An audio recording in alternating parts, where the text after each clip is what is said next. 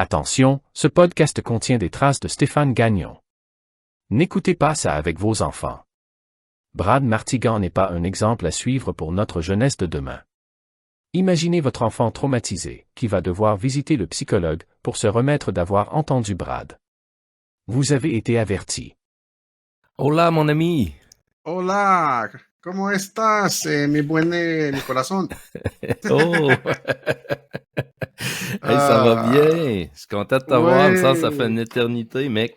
17 janvier qu'on... Ben, en Hey. vrai, là, tu sais. Mais oui, ça faisait un bout...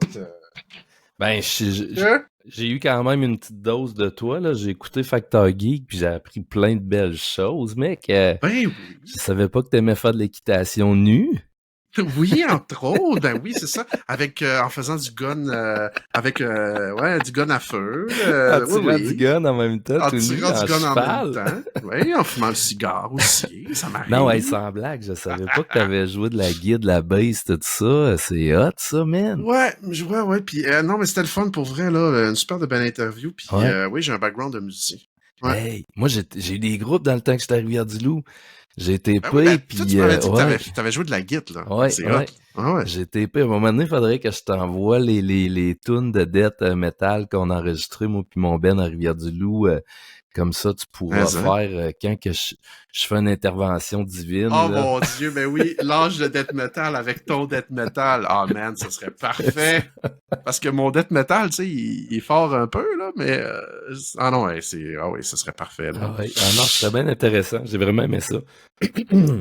Ben merci, puis j'écoute, il y a même des affaires que j'ai pas eu le temps de dire, tu sais, j'ai fait du streaming aussi. Pendant peut-être 2 ans, j'ai été sur Twitch à streamer, puis j'adorais ça, puis un bout que j'ai été obligé d'arrêter parce que c'est passé de quoi avec ma blonde dans ma vie personnelle, fait que j'ai tout arrêté ça.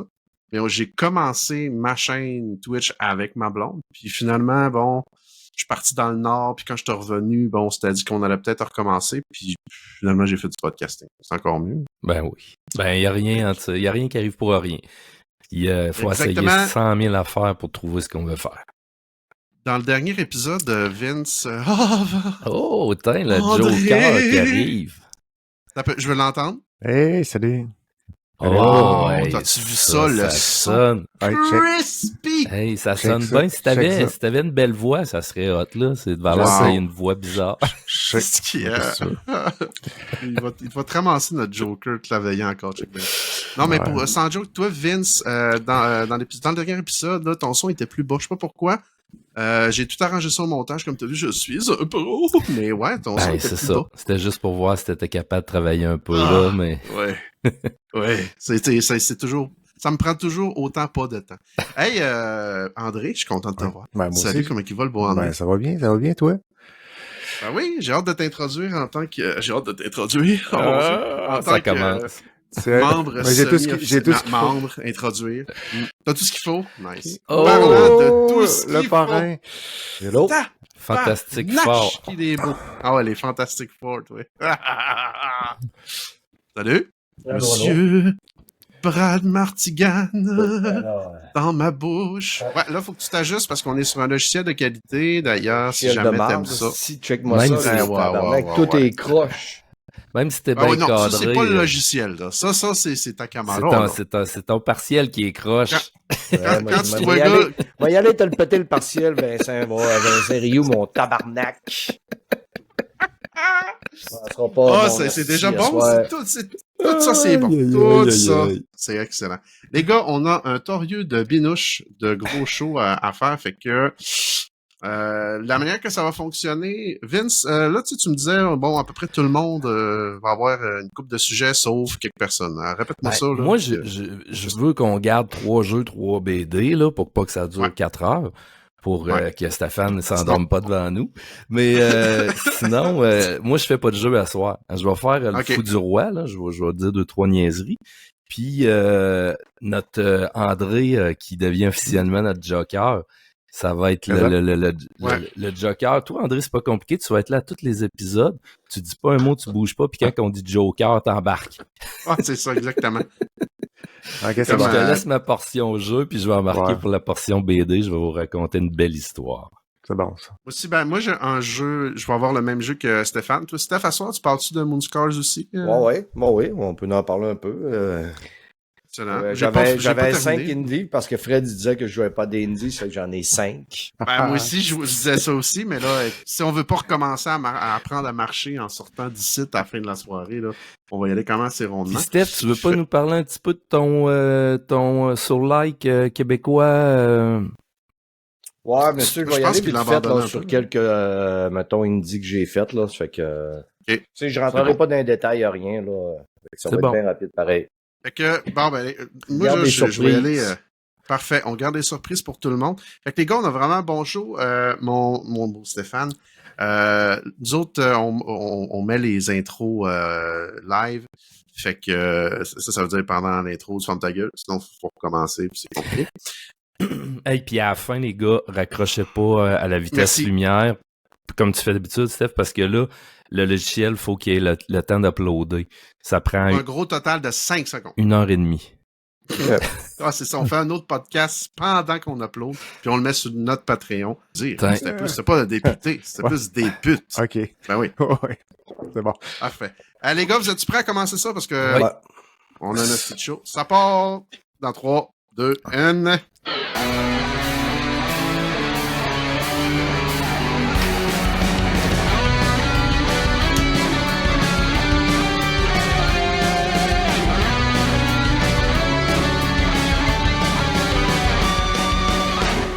Bienvenue tout le monde à ce 7e épisode du podcast des pas triple A, ton podcast préféré qui fait tout. Il fait la vaisselle, il fait à manger, il va nettoyer ton char, mais non. Ce qu'il va bien plus faire, c'est faire hommage aux jeux indépendants et à la bande dessinée. À soir, les gars! À soir! Ouais, je cheer! On a tout qu'un show. Wouhou! Fantastique fort. Avec Vincent Rio que je fais l'animation. Vincent, faisait longtemps qu'on s'était pas vu. Comment ça va, mon beau? Ça va super bien, à la course, mais j'avais hâte de vous revoir, bâtard. C'est même si on court, faut prendre le temps d'arrêter puis de jaser un peu. Elle court, la maladie de l'amour. Et ce soir, l'amour est au rendez-vous parce que vous avez vu dans le titre, on a un invité de marque. Mais avant de le prononcer, ce soir, j'en ai un autre, mais lui, il va comme se greffer au podcast. Un peu comme quand tu t'en vas dehors, puis tu souffles dans la neige, puis t'as comme une petite guedille sur le bord du nez qui est gelée. Tu sais, elle vient sticker sur toi, là, tu ressors dehors, à fond, mais des fois, de temps en temps, elle va revenir. C'est n'importe quoi ce que je viens de dire. André, la crotte de nez. Alors, André, la crotte de nez sera... André Harvey, bonjour André, première des choses. OK, salut. Bon, voilà, André, qui on sait maintenant est un député. Ouais. Député la crotte de nez. Voilà. Okay, et André... Il veut plus. Oui, il veut plus je vais changer d'idée, là. Brad, ça te tente-tu des fois? Non. Non, plus sérieusement, très content de te revoir. Monsieur André Harvey, tout le monde. Oui, vous pouvez... Pas trop parce que ça fait mal aux oreilles. André, je suis très content. André, première des choses, faut pas que tu fracasses ton je le sais, il m'a sauté dessus. T'es fier de ça, là. Ouais, mais je suis pas André, ce soir... André, ce soir, ce matin, cet après-midi, il va devenir notre Joker officiel. C'est quoi notre Joker? Ça va être quelqu'un qui va venir faire des jokes. Il va être un petit peu la personne qui, quand moi puis Vincent, on va être rendu qu'on va écrire notre prochaine BD. On va être tellement occupés aussi. On va avoir trop pris de pelules. Arrête pas de péter partout. André, il va venir nous voir avec du stock. Puis, on le paye pas en plus. Fait que tant mieux, crime, parce que je pensais qu'on avait une prime de fin de semaine. Là. Non, la seule prime que t'as, c'est de ton député et de pas député. T'es payé double la fin de semaine, mais c'est le double de ce que t'as la semaine. Ça fait que c'est ça. 2 fois 0, ça fait 0. Mais André, merci d'être là. Merci. Je te nomme de temps en temps sur notre show. Parce que justement, j'ai entendu ça. Oui, je sais que t'es fidèle au poste puis que bon, là, tu dois pas être fier parce que je bloque pas le Patreon souvent de Vince. Je tiens à m'en excuser publiquement, mais en même temps, c'est pas ma job de faire ça tout le temps. C'est Vince, c'est son Patreon, pas moi. Oui. Puis là, dans pas long, il va falloir en plugger d'autres parce que là, je suis en train de travailler sur un nouveau projet. Puis si on t'avait de starter leur campagne de financement, ça fait qu'on va avoir des choses à plugger pas mal dans pas long. On va falloir arrêter d'écœurer nos amis, là, leur oreille cils quand ils sont pas là. Mais là, ils sont là. À soir, on a personne écœuré, ils sont là. C'est qui est là à soir? Ben oui, le parrain. Mesdames et messieurs, C'est mon beau compagnon. Il est grognon. Il boit du bourbon. Mesdames et messieurs, Stéphane Gagnon. Ça peut? Oh, ça rime. Ouais. Stéphane, merci d'être là. Comment ça va? Ça va Je bien. suis content d'être là. Ben oui, je suis content d'être là, tabarouette. Pour une fois que je fais un podcast puis que je suis du bord des invités, j'aime tout le temps ça. Ne pas avoir le fardeau de l'animation. Puis, c'est ça. Puis, je tenais à te remercier, Daniel. J'ai écouté ton entrevue avec Vince de Factor Geek. Premièrement, une bonne entrevue. Tu as été fidèle à toi-même avec ta grande gueule. Mais tu m'as fait un bel hommage. Puis, écoute, j'étais surpris. J'étais en train d'emballer des boîtes. Comme vous voyez, c'est vide en arrière ici. Là. J'étais en train de tout emballer pour déménager bientôt. Puis, j'emballais des boîtes tout le temps. Puis, je te remercie pour l'hommage de dire que je suis ton mentor suprême et non ton menteur. Ouais, mais tu sais, puis oui, merci encore à Vincent. Moi, on dit que j'ai des Vincent dans ma vie, là, ça n'a pas de bon sens. Le Factor Geek.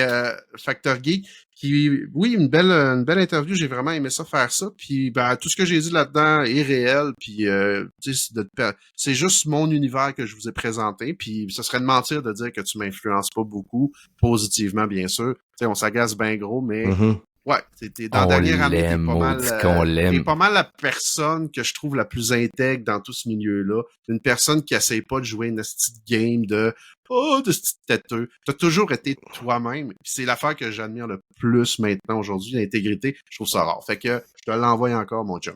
Merci d'être là. Merci. Puis notre podcast, quasiment un DLC de player, hein. On s'est tous connus là, puis on fait ça un peu grâce à ce que tu nous as fait rencontrer dans ton player. Ça fait que c'est un immense merci. C'est pas pour rien qu'on t'appelle notre parrain, hein. C'est parce que on te doit beaucoup pour ce podcast-là. Vous me devez rien, les amis. J'aime pas les dettes, ça fait que vous me devez rien. Vous êtes responsable de votre destin. Tu sais, j'ai eu une discussion avec Dan. Puis, cette année, il voulait partir justement un DLC de player. Je disais non, pars le tien, mon chum. Mais tu l'as déjà fait. Puis tu sais, tu vas avoir le contrôle total. C'est comme acheter une franchise. Tu peux pas faire ce que tu veux. Ça fait que là, tu peux faire totalement de tout ce que tu veux.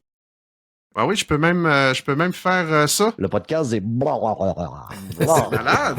Je pourrais pas faire ça ailleurs que sur mon podcast. Et là, qui dit personne favorite, personne chouchou? Vincent, tu sais ce qui arrive, hein? Oui. La fameuse carte. La carte là, chouchou. Là, on a discuté, moi puis Vince, puis là, écoute, j'étais allé dans des friperies, puis j'ai rien trouvé, puis ma blonde a dit ça n'a pas de sens.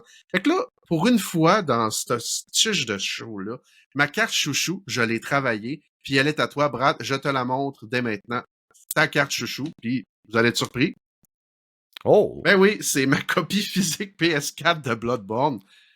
Je trouve que ça te représentait bien quand même, c'est un Souls-like. Ah, wow! Puis, ouais, non, tu bouges trop, on n'a rien vu. Arrête de bouger.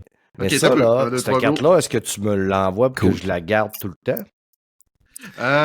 Non. C'est mon prochain jeu que je vais jouer d'ailleurs. Je vous donne une petite exclusivité, là.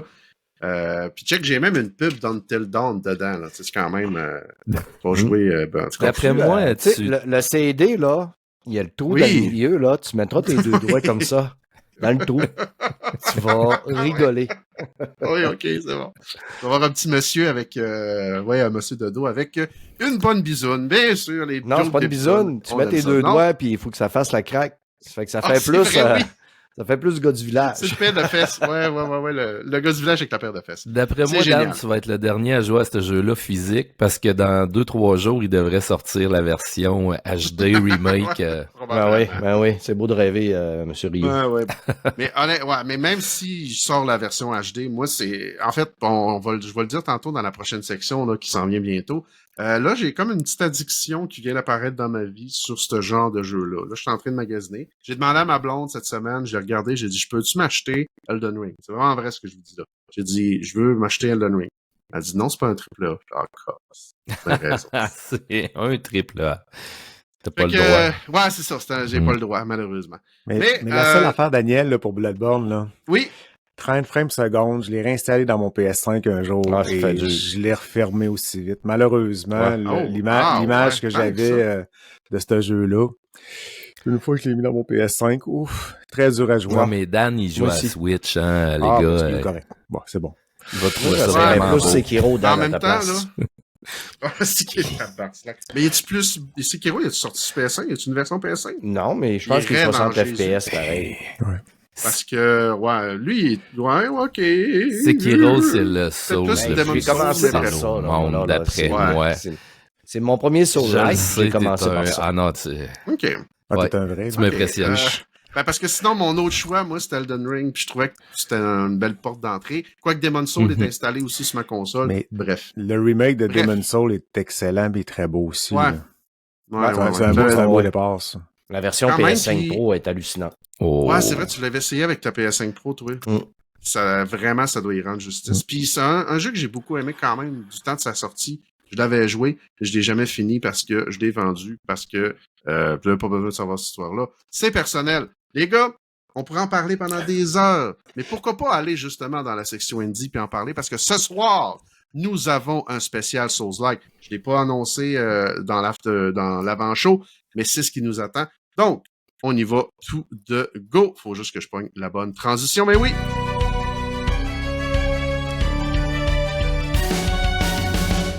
Les gars, à soir, là, on a plein de surprises, mais on a surtout beaucoup de Souls-like. Et là, Stéphane, c'est pas parce qu'on t'écœure que j'irai pas avec la visite. Mais oui, moi, y aller avec toi, mon beau garçon. D'amour. Et là, à soir, tu disais que il y a un petit peu de vengeance, il y a un petit peu de Souls-like, il y a un petit peu de ci puis un petit peu de ça. Je te laisse la parole, mon chum. De quoi tu veux nous parler à soir? Non, mais c'est parce que, tu sais, sur le podcast, Fred dit tout le temps que je joue jamais à des jeux indie, puis c'est pas vrai, parce que j'en ai une tonne. Il dit « Oh, t'as fait un Little Nightmare 1. » Je dis « Non, j'ai fait le 2 aussi. » Mais, tu sais, je veux dire, c'est pas... Je cours pas après les indies. Souvent, pourquoi? Parce que, tu sais, j'aime avoir une bonne immersion dans les jeux vidéo. J'aime avoir... Tu sais, je dis pas que les indies ont pas de challenge, mais c'est immersion, challenge, histoire. Fait que, mais, mettons, si on reste dans les Soul-like, j'ai fait un indie que Fred n'a pas fait en passant, là. Là, à peu près 3 ans, il me semble, là. Un petit indie qui a été sorti par un petit développeur, je vous dirais, taïwanais. Timésia? Timésia, exactement. Puis j'ai adoré ce petit Soul-like-là, là. Puis, c'est un genre de Soul-like où entre les boss, c'est quand même assez facile. Tu te promènes, t'en profites un peu pour farmer. Puis, c'est quand t'arrives au boss, les challenges, là, ils sont là. C'est des combats qui sont très rapides avec, tu sais, je parle souvent de la danse, là. Ouais. Sur celui-là, tu dois apprendre la danse sur esquiver, attaquer, contre-attaquer. Les esquives sont vraiment super là-dedans. Puis, ce qui est le fun dans lui, c'est que t'as comme des griffes un peu style Wolverine. Puis, t'as une griffe qui va donner, qui va enlever l'armure de ton ennemi, puis ton autre griffe va y enlever de la vie. Fait qu'il faut que tu sois tout le temps capable de balancer le nombre d'armures que tu vas y enlever versus le nombre de vies. Fait que tu vois, là, t'as la barre blanche puis t'as la barre verte. Sa barre blanche va être son armure. Puis un coup que t'as bien baissé sa barre blanche, il faut que tu baisses sa barre verte parce que si son armure remonte, elle va remonter au niveau de sa barre de vie. Fait qu'il faut que tu sois capable de bien balancer ça. Puis, à un moment donné, c'est bien beau. Si tu gosses trop sur l'armure, puis t'es obligé de t'éloigner, puis l'armure remonte, ben, elle va remonter, il va se healer quasiment au complet. Tu sais, le jeu est quand même beau pour un développeur indépendant. L'histoire, là, écoute, il n'y a rien qui va casser la patte à un canard là-dedans, là. Mais le but, tu sais, c'est quand même, mettons, les environnements sont quand même intéressants.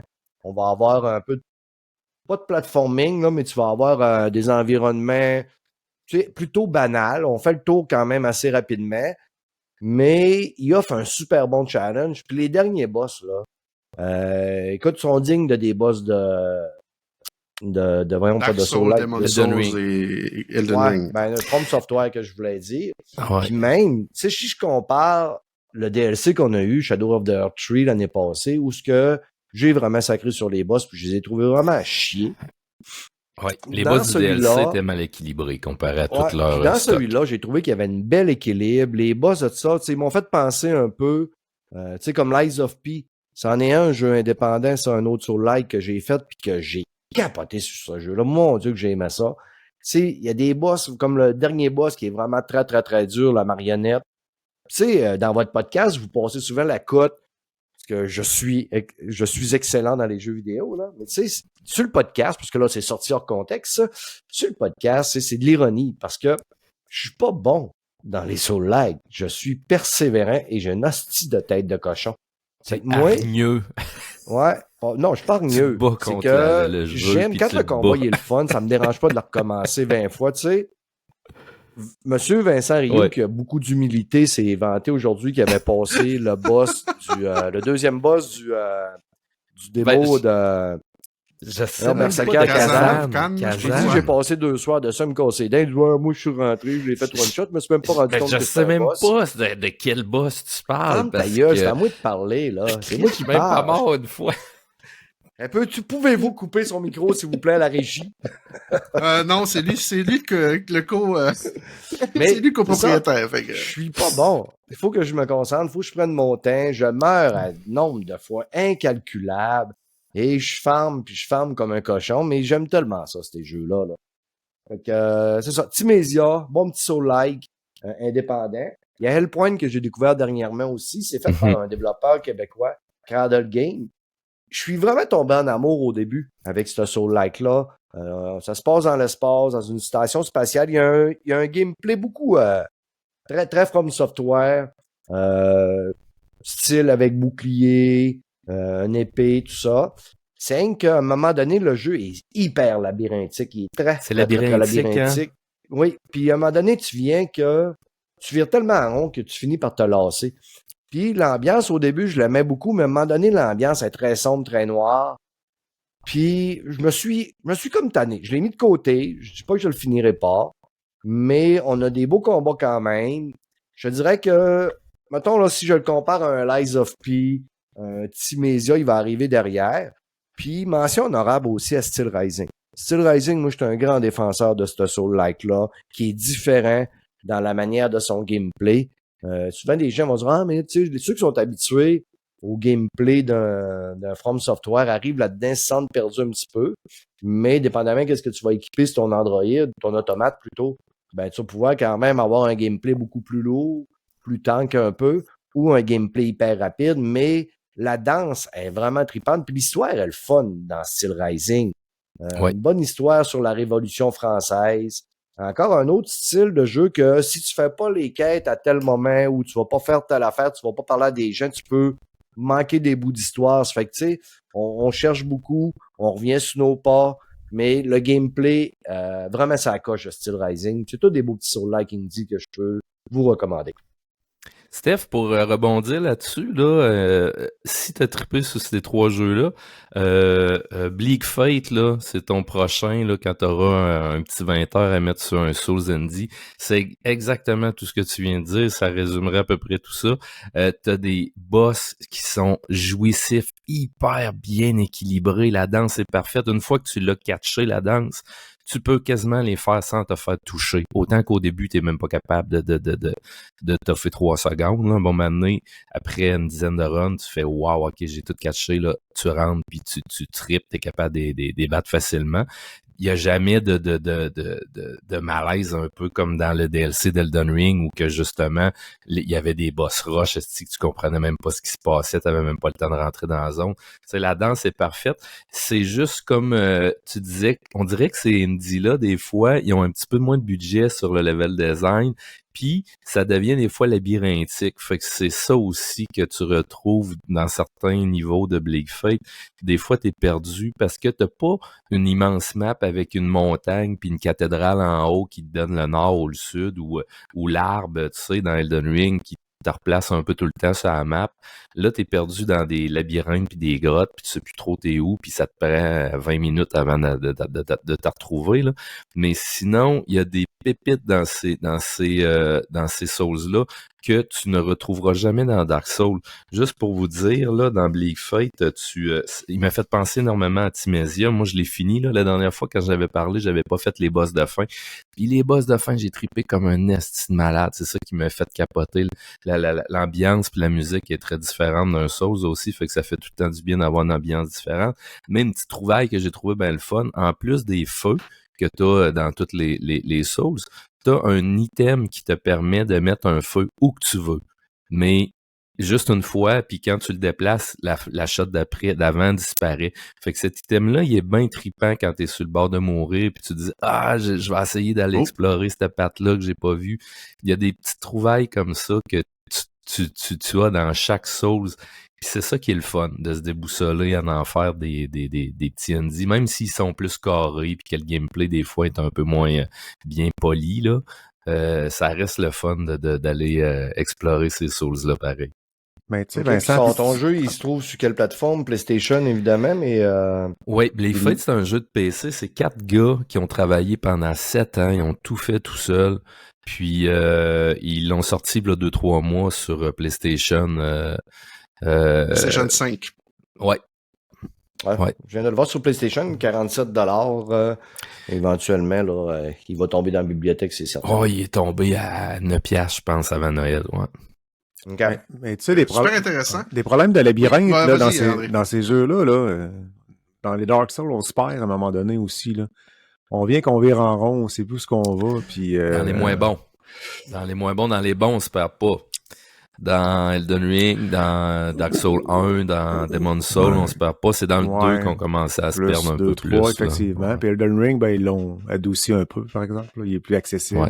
Moi, je pense que pour commencer, des Souls-like, c'en est un bon. Là. Ouais. Par contre, un peu long. Fait que... Un bon contrat.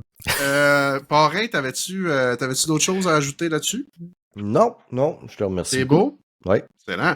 Fait que je vais y aller avec mon jeu à moi. Parce que ce soir, on est vraiment dans une thématique de Souls-like. Et j'ai décidé de me lancer parce que là, j'ai effectivement écrit à Vince. Puis je me suis dit, hey Vince, ça m'en prend un Souls-like. Là. Je commence à éplucher ceux que je connaisserais peut-être dans les indies puis tout ça. Ayant quand même un peu de budget, là, et ma blonde qui m'a donné une carte cadeau de 50$ pour que j'achète des indies. Là. Fait que finalement, mon choix s'est tombé sur Moonscars. Moonscars, c'est un petit studio, c'est pas énorme. C'est pas un gros budget non plus, là. Je vais essayer de me trouver un trailer qui dure plus qu'une minute. Pixel art, hein, c'est magnifique. Moi, quand j'ai vu les images, là, le look est hot. Je vais vous dire, en partant, le look, au début, j'étais comme, waouh, c'est malade. Pas que je me suis tanné, mais c'est gris en sacrement. C'est 50 Shades of Gris. C'était ça ma question. La lisibilité doit pas toujours être évidente, hein, parce que c'est gothique, gris à fond. Écoute, le monde qui sont colorblind, là, je me souviens plus du terme en français, là, daltonien, là, ils doivent triper comme ça se peut pas, parce que là-dedans, t'as gris, t'as blanc, t'as noir, puis t'as rouge. C'est pas mal ça, les palettes. Fait que souvent, les autres, ils voient pas le rouge, ça fait que, t'imagines, c'est encore pire. Ils voient le bleu, ouais, c'est ça. Mais tu ris, mais j'ai un de mes chums qui l'est, puis lui, il a trippé. Puis même sa blonde était comme, c'est gris longtemps. Il dit, ah, ok, parce que moi, il dit, lui, tout est gris, puis tout est blanc, là. Il dit, moi, je trippe au bout, tu sais, effectivement, le jeu n'a pas été conçu pour une grosse palette de couleurs vraiment variées, là. Mais tu sais, on s'en soucie pas tant que ça, mais en tout cas, à un moment donné, ça vient, je dirais que de regarder d'autres couleurs, ça fait du bien. Mais côté gameplay, moi, c'est là que j'ai accroché. Puis, je sais pas pour toi, Steph, là. Je sais que toi, Stéphane, a joué aussi. Ben, t'en avais parlé un petit peu quand on a fait l'entrée de l'avant-dernier podcast, je pense que j'ai mis en ligne. Épisode 308. Le dernier que j'ai mis en ligne, je crois, hier. Oui. Puis, Mike, il dit, mais toi, t'aimeras pas ça. Puis moi, quand on me dit ça m'énerve parce que arrête de penser pour moi. Puis, arrête de décider qu'est-ce que j'aime ou j'aime pas. Puis, tout de suite après le podcast, je suis allé le voir. J'ai fait, tiens, moi l'acheter, il est juste à... J'avais 25$ dans ma banque PlayStation, il était à 26$. Ouais, t'as 22 et quelques, ouais. Je l'ai commencé. Puis, je suis allé battre le premier boss tout de suite au début. J'ai quand même bien avancé, puis je suis tombé en putain d'amour sur ce jeu-là, mon ami. Là, je suis tombé complètement accro. Puis c'est vrai que c'est pas tellement mon style. Je peux pas blâmer Mike, parce que souvent, moi, le pixel art, je vais jouer 2-3 heures, puis je me tanne, puis je le mets de côté, puis je reviens pas. Dans celui-là, je vais être rendu à pas loin de 25-30 heures. Là. Oh, cool. Je l'ai acheté cette semaine. Là. Mais je ne suis pas capable de le lâcher. Je jouais à Code Vein juste avant de l'acheter, puis j'étais vraiment à fond dans Code Vein. Je n'ai pas retouché à Code Vein depuis que j'ai entamé Moonscar. J'ai quand même, je pense, j'ai 3 à 4 boss de fête. Là. J'ai tué Irma la Douce, j'ai tué T'as tué le bébé? J'ai tué le bébé, j'ai tué tout le monde. J'essaye de tuer tout le monde. Je suis une psychopathe parce qu'on personnifie une fille là-dedans, là. Ouais. Puis j'aime vraiment le gameplay là-dedans parce que ton gameplay, tu peux te servir de ta magie pour te healer ou fait que tu faut tant que tu joues avec ta magie pour te healer, puis là, en faisant, tu vas rechercher tu vas remonter ta barre pour faire de la magie puis pour te healer. Ça fait que, tu sais, la balance un peu, ça me fait penser un peu, justement, dans Timesa, faut que tu sois capable de bien balancer tes affaires. Tu sais, puis ce qui est le fun, c'est de découvrir aussi les petites parois cachées au travers des niveaux. Puis là, à un moment donné, ils ont pris comme un côté soul-like, là, de Demon's Souls, où ce que, tu sais, Demon's Souls, quand tu meurs, à un moment donné, tu deviens l'environnement devient plus dur.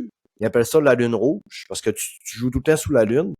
Fait que si t'as la lune claire, les mobs sont moins durs puis donnent moins de poussière d'os, qui est, mettons, les saules. Si la lune, tu meurs puis la lune est rouge, là, ils sont vraiment plus durs, mais ils donnent plus de poussière d'os. Mais attache-toi dessus parce qu'il y a des bouts que c'est dur en tabarouette. Puis quand t'es dans ce niveau-là, à un moment donné, t'as une petite fille qui te donne une quête, c'est de trouver des boucles d'oreilles. Ces boucles d'oreilles-là, tu les trouves que en lune rouge. Fait qu'à un moment donné, tu fais le sacrifice de rester en lune rouge puis de te promener dans la map pour ramasser boucles d'oreilles, puis qui donne, mettons, là, jusqu'à date, là, j'étais un peu à bout parce que je suis allé donner plein de boucles d'oreilles puis elle m'a donné une gemme qui fonctionne pas. Je sais pas si le jeu est buggé. Okay. Le level up, les gars, il est comment dans le jeu? Hein, le level up, il est comment? C'est-tu des armures que tu grindes? C'est-tu comme dans Souls? Tu mets des points de compétence? C'est des points de compétence, mais c'est pas des mouvements non plus. Ça va être exemple. C'est pas des points de compétence non plus. Je veux pas t'estiner dans. Non, mais comment je te dirais ça? C'est des mouvements que tu gagnes avec tes bones, qui te coûtent, mettons, tant de bones. Puis après ça, les premiers vont coûter 3000, après ça 8000, après ça 14 000. C'est de la magie que tu gagnes. Que tu peux gagner. Ouais. Parce que l'histoire, man, fucké, là. Ça donne des moves de plus? Ça te donne quoi? Non, ça te donne pas des moves. Je vais prendre le contrôle, là. Ah ouais. Non, mais tu moi de parler de Souls, sacrément. Tes Souls, là, tu peux acheter de la magie. Soit tu vas envoyer un sort devant toi, soit tu vas, mettons, incanter un double de ta main. Vont exploser. Exactement, c'est la magie. Tes moves, là, écoute, sont plutôt banals, là. C'est coup rapide. T'as un coup spécial, il faut que tu aies une arme équipée spéciale avec le triangle en haut. Comme on voit dans l'écran là. T'as le dash. Mais t'as-tu pogné le super dash, Dan?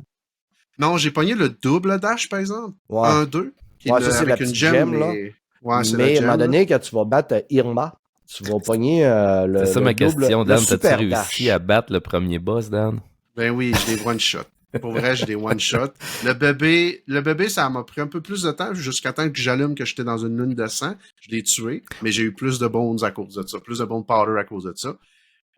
Mais non, c'est ça, Stéphane, je suis pas encore rendu à ce super dash-là. Le double dash, là, ça m'a pris... Ça faisait 20 minutes que j'essayais de le faire.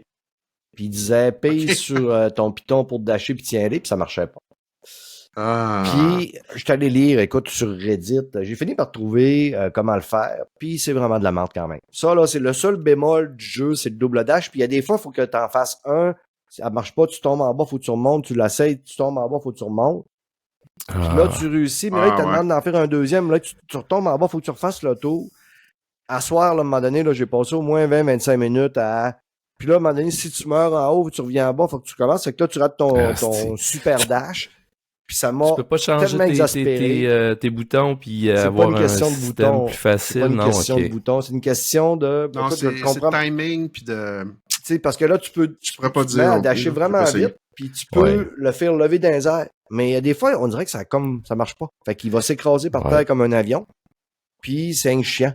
Mais... Comme dans le premier Metroid pour faire le super saut, que c'était infaisable. Puis, ça m'a fait taillir le jeu, OK. Il faut que tu speed. Moi aussi, des fois, je le perds. J'ai l'impression aussi que la connexion... Ouais, ça lag un peu ta connexion. Mais moi, il y a une affaire que j'ai beaucoup aimé dans ce jeu-là. Brad, je sais pas pour toi, c'est qu'à un moment donné, il a fallu que je me botte le cul pour arrêter de rentrer dans le top. Ça, c'est vraiment parce que je suis pas habitué dans ces jeux-là. Parce que tout ce que je faisais, quand il y avait, mettons, 3, 4, 6 personnes bebites dans la même map, je me faisais violer. C'était un boucaquet d'une qualité indescriptible, puis j'arrêtais pas de crever. Et là, toi, tel mon ange de death metal est venu dans mon salon, des fesses à l'air, ben dans le poêle, t'es venu me susciter dans l'oreille. Hey, apprends donc le style de le parry, le counter. Puis là, t'es reparti. Tu sais. Là, j'ai fait ah ouais, c'est vrai. Puis quand j'ai commencé à apprendre le parry, tu sais, comme là, on voit là, désolé pour ceux qui sont en audio, là, mais tu sais, je me suis pratiqué au début ces araignées. Là, ils jump dessus, parry, clac. Mais plus ça va, plus à un moment donné, t'en as où ce que, entre autres, t'as une espèce de bébite qui a 2 lames, elle tourne, puis là, bon. Fait que finalement, je me faisais déconcrisser par ces bébites-là, mais finalement, à force d'apprendre le parry, j'étais comme, OK, c'est facile. Ben, c'est facile parce que j'ai appris comment counter comme faut, puis counter-attack. Je suis extrêmement mauvais sur le parry, je vais t'avouer, là. Ah ouais? Je le fais presque pas parce que je suis extrêmement mauvais. T'as pas un premier boss qui te le rentre dans la gorge de force? Non, oui, au début, t'as des gens de gros avec un bouclier, là. Eux autres, ils te l'apprennent. Tu peux l'apprendre comme une fois qu'eux autres, mais c'est parce que des fois, le timing est dur à lire. Oui, parce que le bonhomme est tout petit, puis le personnage est très petit dans l'écran. C'est souvent le défaut des jeux que les bonhommes sont tout petits, c'est que tu vois pas beaucoup le mouvement, vu que ton bonhomme fait 2 pouces de haut. Fait que c'est pas évident, les ennemis, des fois, de voir qu'ils attaquent. T'en as plusieurs, des fois, puis ils sont pas timés. Ça fait que là, tu t'en parries un, mais tu peux te faire fesser par l'autre. Là. C'est quand même difficile, le parry. Là. Mais tu sais, honnêtement, il est beaucoup moins dur que Blasphemous. Okay. Ouais, vraiment. Ouais, vraiment. Au niveau de difficulté, là, je suis capable quand même de rouler sur le jeu. Là, en ce moment, moi, ma barre de vie est peut-être 4 fois comme on voit sur l'écran. Ma barre de Witchery aussi. Puis comme Brad disait, ce qui est le fun, c'est vraiment de gager entre les deux. Parce que tu peux te healer avec ta genre de mana. Mais en même temps, tu te dis, OK, si j'utilise 2 fois mon, exemple, ma boule que je lance, ben là, je vais avoir moins. Là, je suis en train de me faire déboîter. OK, là, il faut que je garde ça. Et tu as des passifs aussi, qui sont comme des rites, right, là, R-I-T-E, que au fur et à mesure que tu vas jouer puis tu vas péter la gueule à des bébites, tu vas monter de niveau. Puis il va te donner un choix. C'est soit que tu mettons, tu as 10% de chance de choses critiques.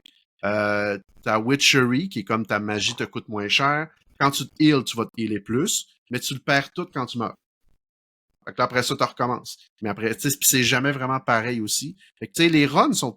C'est ça qui est le fun. J'ai pas l'impression, oui, je meurs souvent, mais quand je reviens, puis oui, j'ai perdu du Bones Powder, là, j'en ai perdu en tabarnouche, là.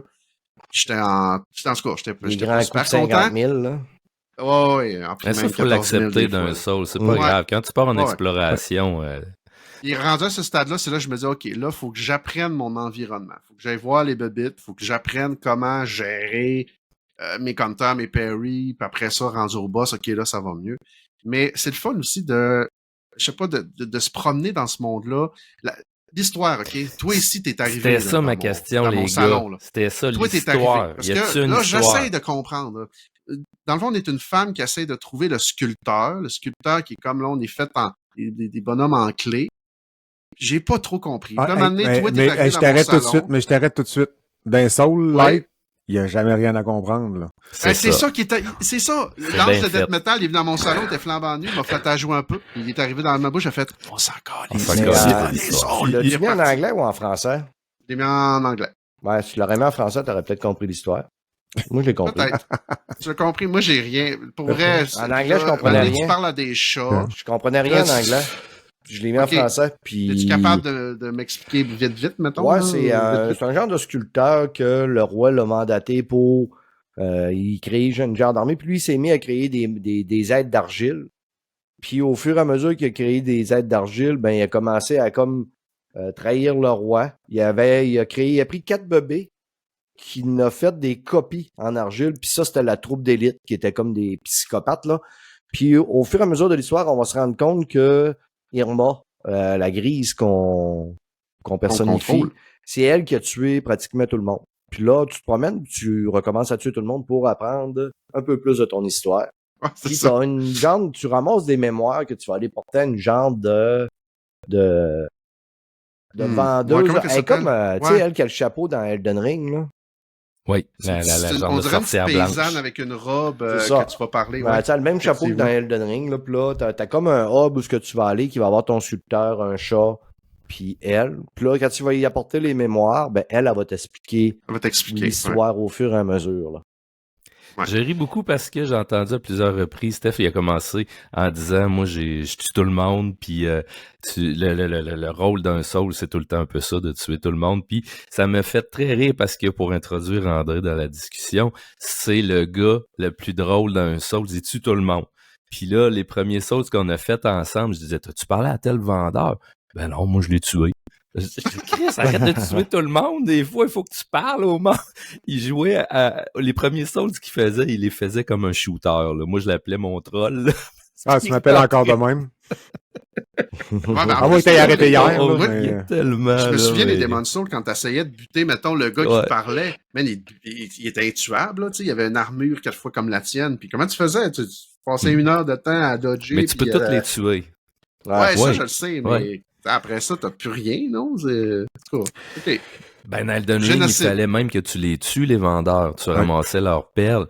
Puis là, moi, je tue jamais personne. Je suis super gentil dans ces jeux-là. Puis André, il me dit ça. Mais moi, j'ai plein de perles. Puis là, tous mes vendeurs sont en même place dans le hub. Là, je dis, de quoi tu racontes, toi? Ben, j'ai tué tout le monde. Puis, ben oui, ça, je m'en doute. Mais... Moi, ça m'est arrivé. Je me suis trompé de piton dans Demon's Souls, là, une vieille vendeuse, là. Puis je l'ai claqué au lieu d'y parler. Là, elle est venue en tabarnak après moi, elle m'a sauté du plan. Écoute, j'ai pas eu le choix de la tuer parce que là, j'étais mais m'excuse, madame. Mais ça marchait pas. C'était beau partir puis revenir, puis ils s'en souviennent, là. C'est rare. Oui, toi, fois que je rentrais là, ouais. Madame était fâchée. Parlant d'André, tu nous parles justement, encore une fois, on est dans la thématique des Souls ce soir. C'est un Souls d'origine italienne. Est-ce que quand tu te fais claquer, ça fait wouhou, wouhou? Ou si tu mets un pineapple sur une pizza, tu meurs. Parle-nous de ça. Oh là là, c'est bon ça. Ben, non, pas vraiment. Sérieusement, c'est plus dans un monde de commedia dell'arte. Tu sais, les personnages qu'on a, ça ressemble plus aux personnages de la commedia dell'arte. C'est un petit studio d'une 20aine de personnes, de ce que j'ai compris, là, qui a fait ça. Dans le fond, c'est... ben là, j'ai un problème là, au début. Là, je voulais suivre l'histoire. Il fallait lire beaucoup. Puis, à un moment donné, je comprenais plus rien, fait que j'ai arrêté de lire. Fait qu'honnêtement, l'histoire, là, c'est un soul-like. Fait que, t'aurais dû le mettre en français. T'aurais dû le mettre en italien. Ouais, en italien, ça aurait été mieux qu'en français. Mais dans le fond, là, c'est de rétablir l'ordre au niveau là, c'est des marionnettes. Là. Par le marionnette, puis de rétablir l'ordre. Puis, finalement, on a bien du fun juste à avancer. Ce qui m'a impressionné au début de ce jeu-là, j'ai eu un feeling de Bloodborne quand j'ai commencé à jouer. L'ambiance, surtout du Bloodborne. Puis, tu bloques avec avec ton avant-bras, ça fait bizarre un peu, tu bloques avec ton avant-bras. Un feeling quand même un peu de ça au début. Mais plus j'ai joué, plus j'ai avancé, plus j'ai vu des défauts à ce jeu-là. Fait que je suis parti d'un 8.5, il faut dire 8.563. Là. Puis, je fais une blague à Brad des critiques des affaires. Non, mais tu sais, puis ça a baissé un peu avec le temps. Quand j'étais arrivé là, après une 20aine d'heures, j'ai trouvé ça très redondant. Je trouvais que les maps se ressemblaient beaucoup, puis même ils devenaient de plus en plus complexes, puis je commençais à me perdre un peu dedans.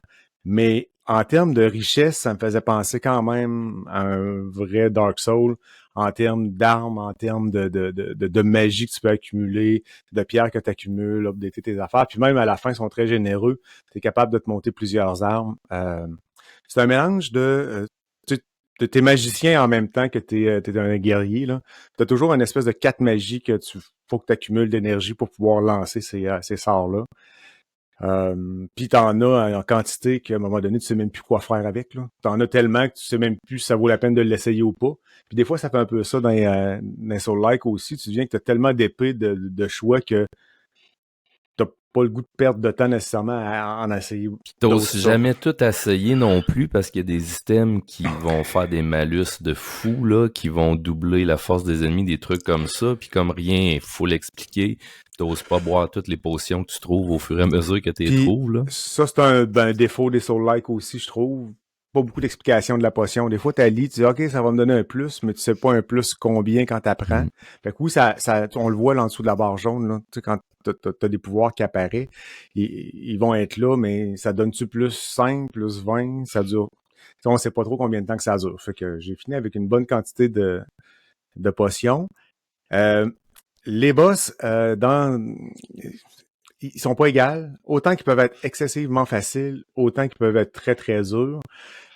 Beaucoup de ces boss-là, juste à parer, tu réussis à les tuer parce que tu remplis une espèce de barre de fatigue dans le fond. Puis quand elle est pleine, ben, tu es capable de faire comme dans un gros coup. Un peu comme dans Sekiro. Comme dans Kazan aussi. Puis, fait que c'est ça. Fait que quand t'es père, t'as même pas besoin de les frapper. Puis là, ils finissent par comme tomber, là. On va le voir, là, je pense, pas lui, mais l'autre bonhomme d'après, là. Je vais juste parer la flèche, puis regarde, là. J'ai pu le faire, le coup. Il est mort direct, celui-là. Faut dire que ça, j'ai refait les images tantôt. Fait que mon bonhomme est extrêmement fort pour le tableau que vous voyez là. L'ambiance est vraiment rafraîchissante, par exemple. C'est trippant en maudit d'avoir un Souls qui est pas tout sombre, tout dark gothique. Oh, oui.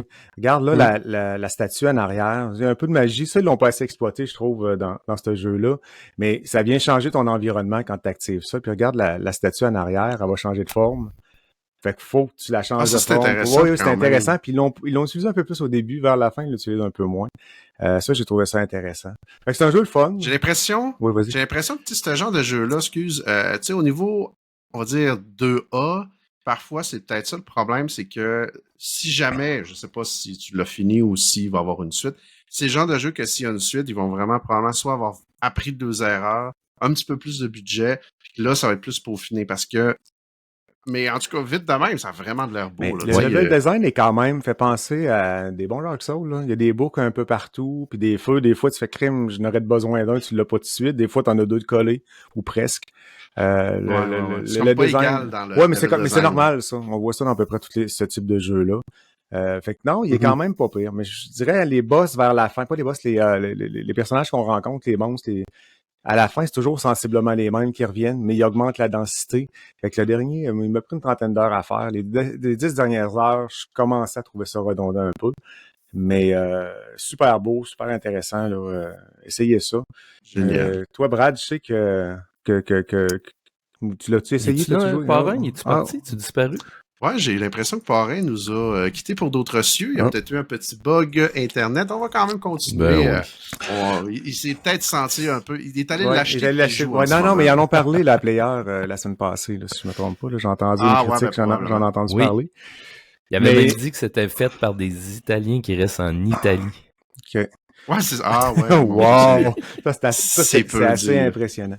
Fait que c'est ça. Fait qu'en termes de comme je te disais tantôt, difficulté pas égale, mais de se promener, moi, les boss, j'aime pas ça. De base, là, c'est pas la place où j'ai le plus de fun.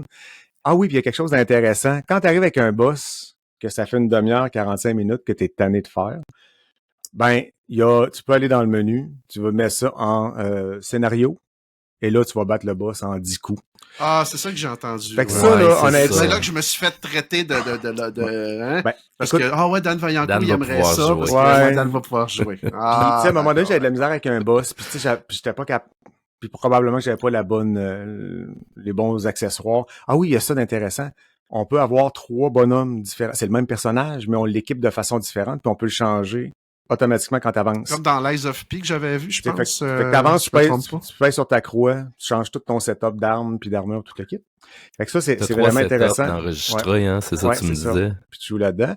Fait que c'est ça. Fait que, à un moment donné, je rushais un peu, puis je m'en vais voir sur YouTube, voir comment battre le boss, puis voir c'est quoi que je fais pas correct ou comment il s'équipe pour le battre.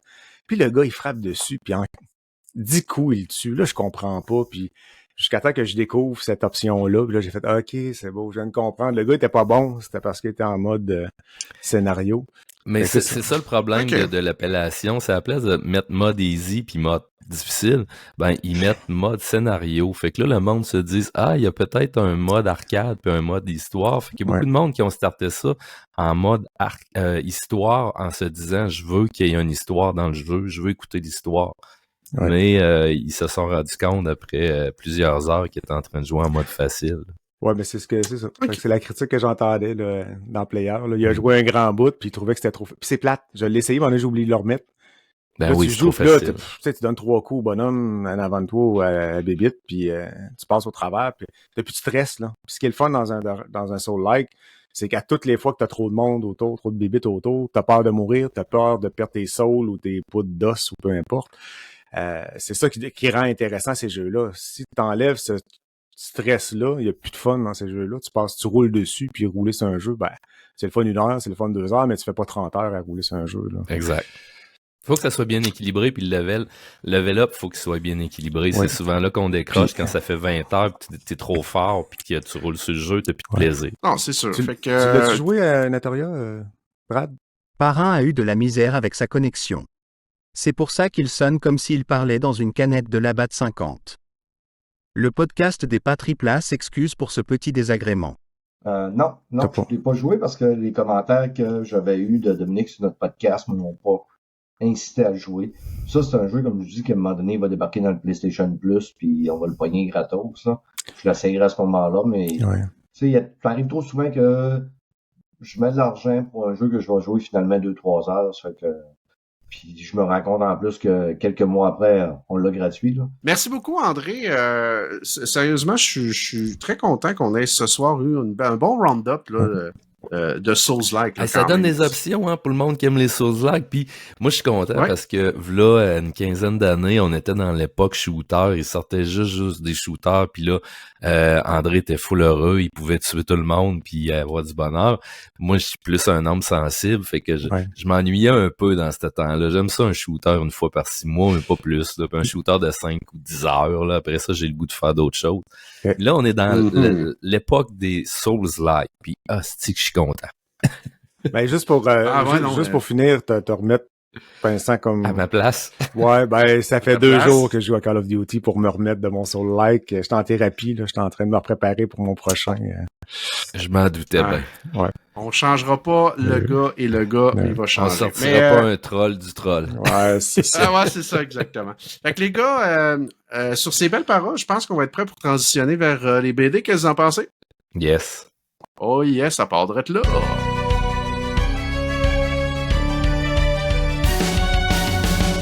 À soir comme bande dessinée, moi, vous savez, j'aime toujours ça y aller avec la visite. Puis là, on a 2 visites. On a notre Joker de course et on a Brad Martigan. Et là, j'ai rien contre toi. Moi aussi, je fais des AVC. Cet arrêt cardiovasculaire est une présentation de Rivierside.com.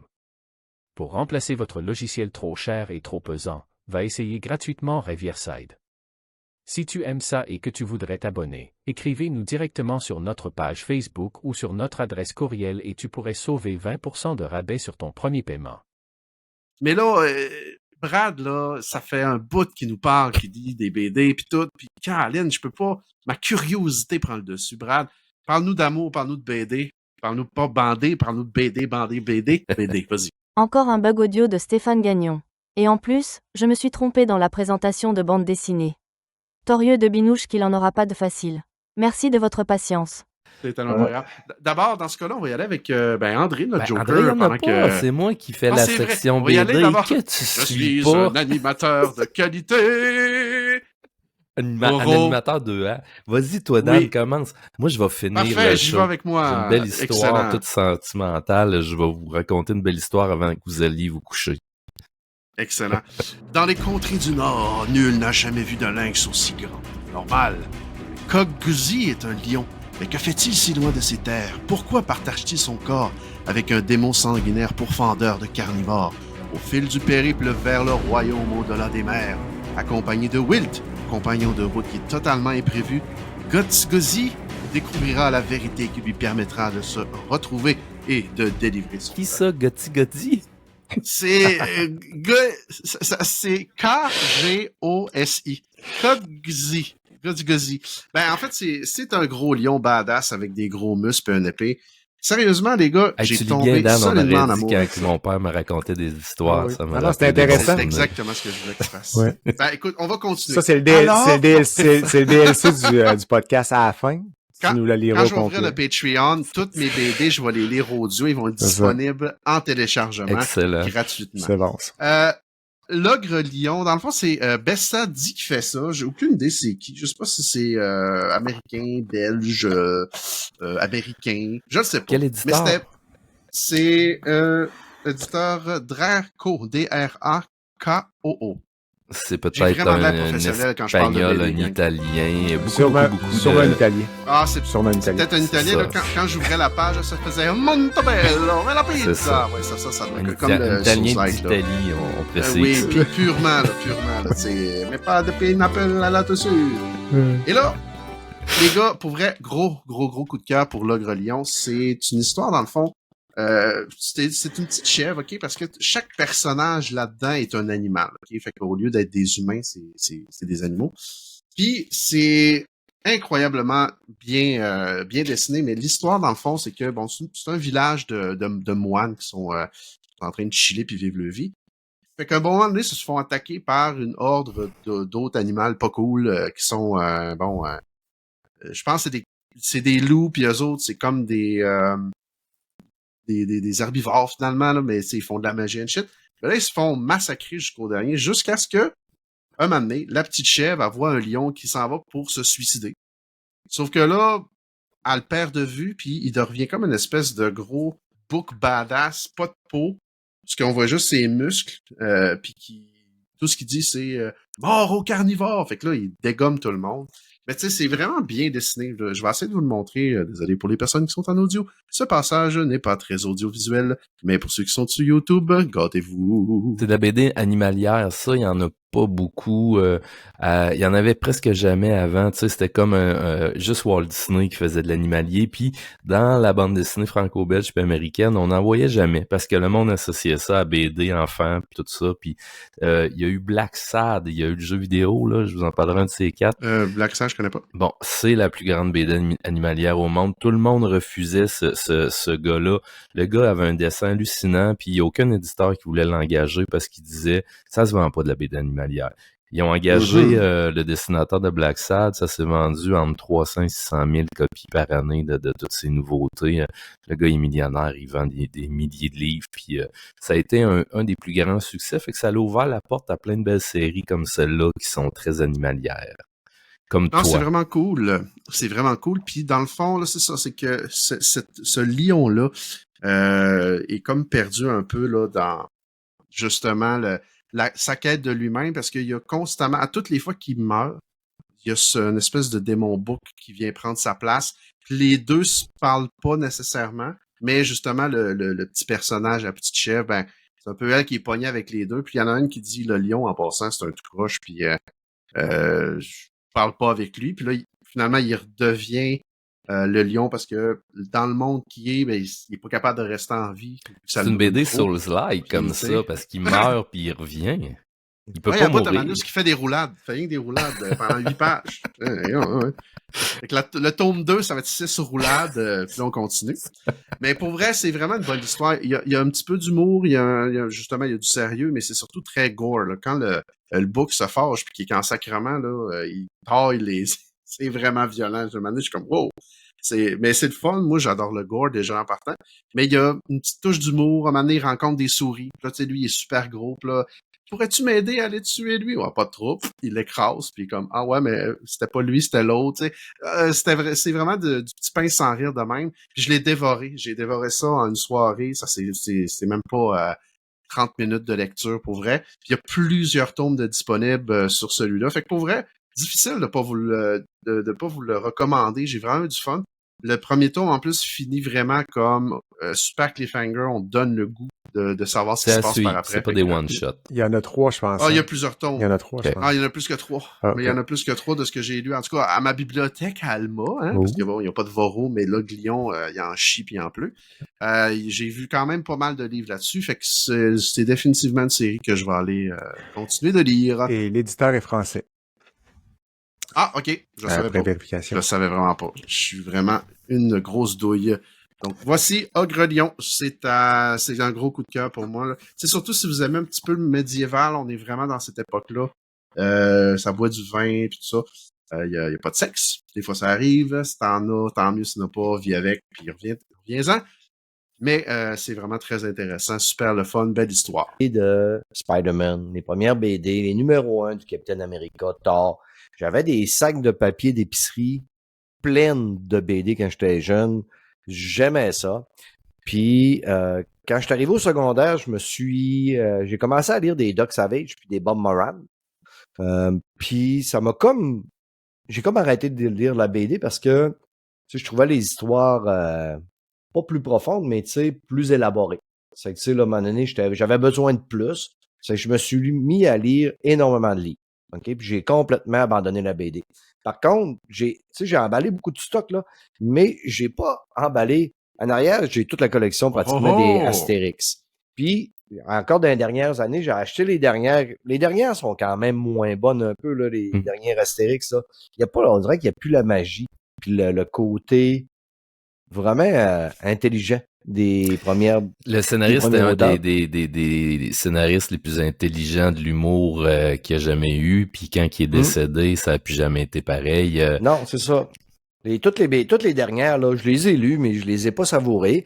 Puis dernièrement, tu sais, là, à force d'entendre parler de BD, puis le monde, tu sais, là, Vincent, Fred parlaient de BD, ça fait que je me suis laissé tenter de temps en temps à me pogner une petite BD. Puis dernièrement, j'écoutais la série Netflix Harley Quinn. Moi, je suis tombé en amour avec Harley Quinn, avec les films, puis surtout l'animé qu'il y a sur Netflix. Là, il y a les deux saisons de cet animé-là.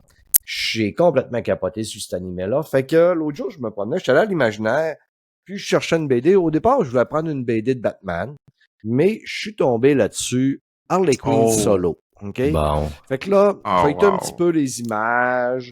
C'est par Carl Kazel, Terry Dodson, puis Charachel Dodson. Je sais pas si c'est des frères ou sœurs ou mari et femme.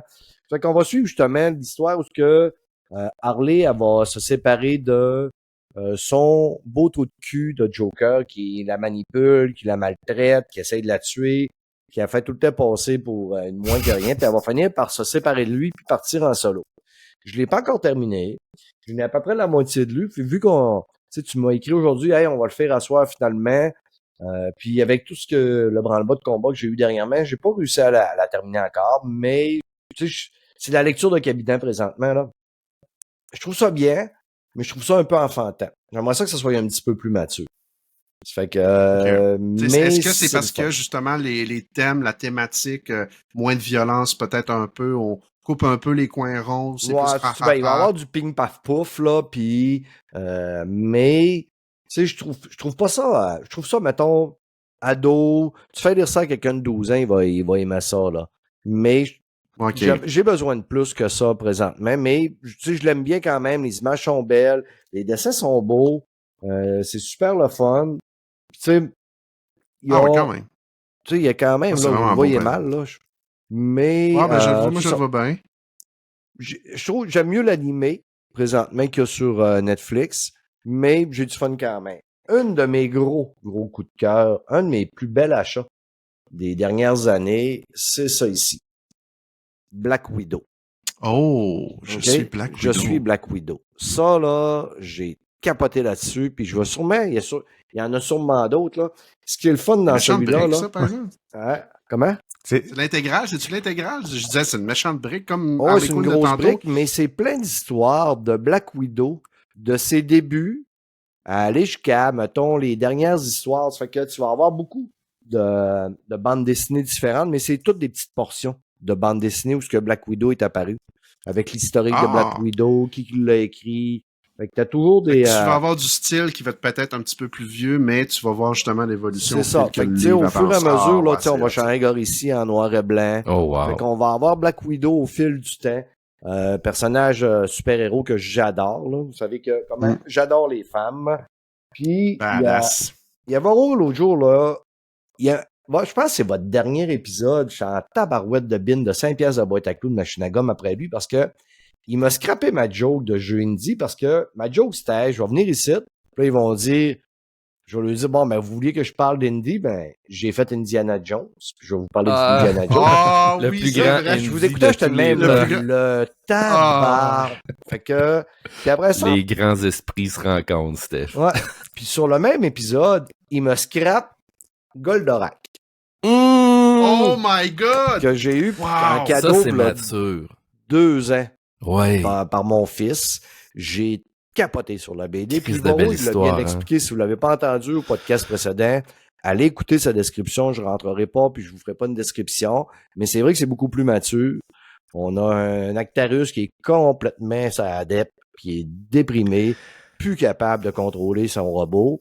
Mais j'ai trouvé ça le fun. J'ai trouvé ça weird un peu que Vénusia soit rendu en amour avec Alcor. Avec l'autre, ouais.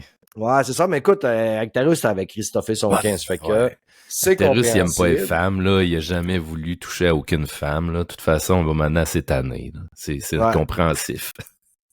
Puis, on avait Jeff qui était venu. C'est Jeff, j'ai oublié le nom de famille. Jeff Poulain. Jean-François Poulain qui était venu à mon podcast avec Boro à un moment donné, puis il m'avait conseillé, tu sais, il savait que j'aimais les femmes, fait qu'il m'avait conseillé le cycle de Sion, la source et la sonde. Oui, ça c'est malade. Bourgeois et la croix, OK? Ouais. Je connais pas j'ai ça. acheté les deux premiers tomes, ça m'a coûté un putain de bras. Donc, je suis quasiment 80$. Il y en a des bien meilleurs que ça de Bourgeon, je vais t'en dire d'autres. Ouais, c'est ça. Ben, honnêtement, là, tu sais, il m'avait dit, il y a du sexe, les femmes sont belles, tout ça. J'ai pas détesté c'est pas son meilleur. Le dessin, mais en même temps, je suis pas un gros fan de l'art artistique du bonhomme, là. Puis, j'ai apprécié l'histoire un peu, mais j'ai trouvé que, tu sais, on sautait des étapes facilement à des endroits. Je te demande, c'est pourquoi que c'est rendu là. J'ai trouvé très mal décortiqué l'histoire. Puis, des fois, j'ai l'impression que le gars, il a décidé de mettre les femmes en petite tenue juste pour attirer le regard, mais il assume pas complètement le côté un peu érotique, sexualisé, chose là. Ben, Bourgeon, c'est un vieux dessinateur de la vieille époque, là, OK? Puis, c'est à l'époque, justement, qu'on mettait un sein par-ci, un sein par-là, un peu dans le temps de Bleu Nuit, là, mais qu'on montrait rien d'autre. Fait que c'est sûr que c'est sa façon de dessiner. Mais Bourgeon, c'est le grand maître du médiéval. Ce gars-là a même dessiné l'encyclopédie du médiéval, puis plein de trucs comme ça.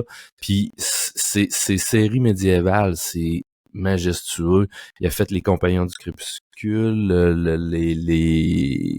il a fait 3-4 grandes séries, puis cette série-là, à un moment donné, il était tanné, puis il a voulu faire du science-fiction, puis il avait jamais touché à ça, puis c'est pas le meilleur là-dedans, là. Fait que c'est sa moins bonne série, moi, je trouve, le cycle de Sien.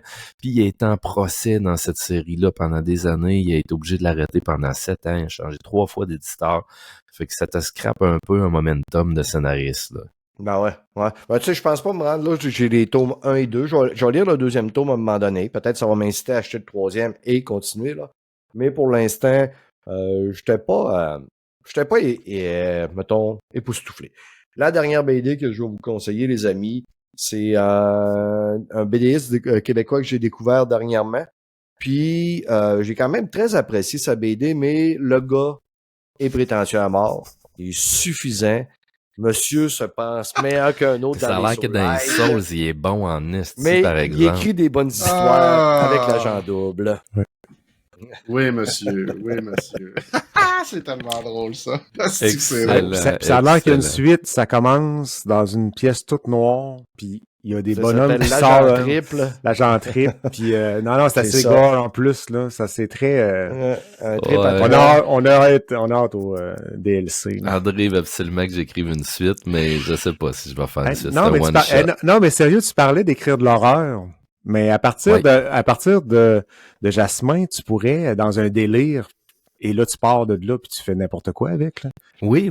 Moi, j'avais une idée à m'amener. J'étais en train d'écrire de quoi, by the way, là. Je parlais avec Vince, puis je disais, hey, nanana, t'as la fin, puis il dit, amène-moi 50 pages, puis on verra. Fait que je veux te dire, j'étais en train de faire ça en temps perdu. Parce que des gars qui me disent, moi, j'ai une idée. Si tu savais le nombre de milliers de fois que j'ai entendu ça. C'est pas n'importe qui. Avoir une idée puis un scénario de 150 pages, c'est une bonne différence de job. C'est clair.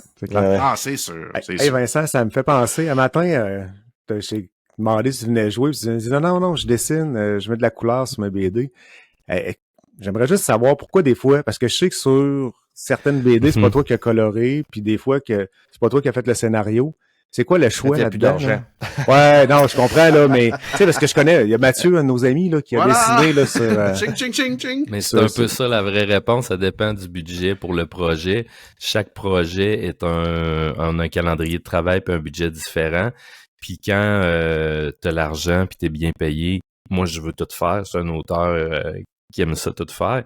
Ça fait que quand j'ai le temps, je fais tout. Scénario, dessin, couleur.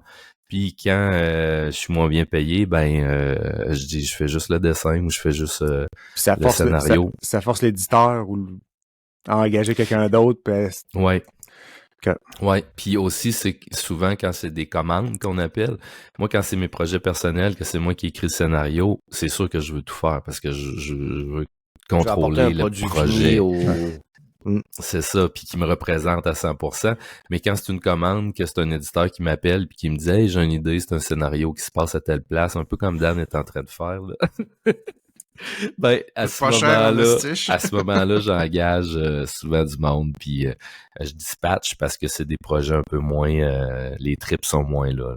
Okay. Merci beaucoup, Parrain, de tout ça. Merci, André, aussi, d'avoir plugué cette belle question. C'est ça qu'on s'était dit. Puis en plus, ça fait bien. Moi, j'ai pas tant de questions tout le temps de même. C'est pas pour rien que notre Joker et le Joker t'amènent une autre perspective que moi, des fois, je pense pas. Fait que c'est toujours pertinent. Merci beaucoup. Vincent, c'est à ton tour de nous parler d'amour, mon chum. Qu'est-ce que tu nous parles de ce soir? Elfroide, qui est le nom d'une montagne en France, dans les Alpes. Moi, je pensais que c'était une fin de soirée à Carreau-Sport. Oui, aussi, mais ça, c'est le tome 2. Je parle juste de ça. Excellent. Ce qui est le fun quand t'es auteur, pis tu connais bien du monde qui font les livres, là, c'est qu'en plus d'avoir l'histoire que raconte le livre, souvent t'as l'histoire derrière le livre du gars ou de la fille qui a fait ce livre-là. Le gars qui a fait Elfroide, c'est l'auteur qui a dessiné aussi Transpersonnage, la série que vous avez écoutée, là. C'est basé sur une bande dessinée, ça, qui est magnifique, puis c'est son plus grand succès à Jean-Marc Rochette. Et ce gars-là, je connaissais un petit peu son histoire. Je savais qu'il y avait eu un gros accident d'alpiniste. Ce mot-là, c'est que j'aime pas ça dire ça. J'ai tout le temps peur de me tromper puis de m'enfarger. C'est à cause du mot pénis? Oui, c'est péniste ou pénisme. Au pénisme, oui. Je fais de l'alpinisme et je suis un alpiniste. C'est ça qu'il faut. On salue tous les alpinistes qui nous écoutent. Et donc, les ébénistes aussi, des fois, c'est... ça, c'est rare. Parle-moi-en pas. Okay, ça fait que là, vous coupez toute la tendresse de mon récit. C'est capable de couper ta tendresse toi-même. Je sais. T'es en train de faire ramollir. Oui, c'est ça. Le pénis. Ce monsieur-là, il y a eu un gros accident d'escalade, on va dire, ça va être moins compliqué. Puis, il a décidé de devenir auteur de bande dessinée après ça. Fait que c'est cette histoire-là qu'il raconte dans Elfroide. Quand il avait 15 ans, 16 ans, il s'est mis à essayer de grimper des montagnes en arrière de chez eux, pareil comme tous les petits gars ont fait souvent dans les villages. Puis il est tombé complètement en amour avec ça. Il y avait un ami qui était full équipe, puis qui venait le chercher, puis qui l'amenait faire avec de la cordée, puis tout le kit, là, les casques, puis tout le stock pour faire du rappel. Puis c'était un peu un petit artiste underground, un peu anarchiste, le petit gars, avec son père, c'était il était décédé, sa mère, elle s'en occupait, mais tu sais, elle en arrachait. Ça fait qu'il était un peu aigri. Puis quand il arrivait dans les montagnes avec les beaux paysages, c'était comme les belles images qu'il voyait dans les musées puis les bandes dessinées. Et ça le faisait rêver ben raide. Fait qu'il est devenu fou raide amoureux de la nature puis des montagnes. Moi, ça me touche un peu parce que moi, je tripe ben raide sur le kayak, là. Ça fait que c'est un peu la même affaire que je trouve quand je pars en expédition de kayak. Tu vois que c'est pareil, une montagne puis le kayak. OK, c'est correct. Ben, c'est pareil dans le sens que tu peux mourir dans les deux cas. Si tu pars en expédition puis tu checkes pas la météo sur le fleuve, tu peux mourir. Puis lui, c'est un peu ça qui est arrivé, là. Il est parti puis il rêvait de devenir un guide. Ça fait qu'il s'est mis à faire toutes les places les plus dures pour faire le setlist. Ils ont un genre de setlist à faire. Puis il a perdu à peu près tous ses amis dans des accidents, soit des éboulis ou des crevasses.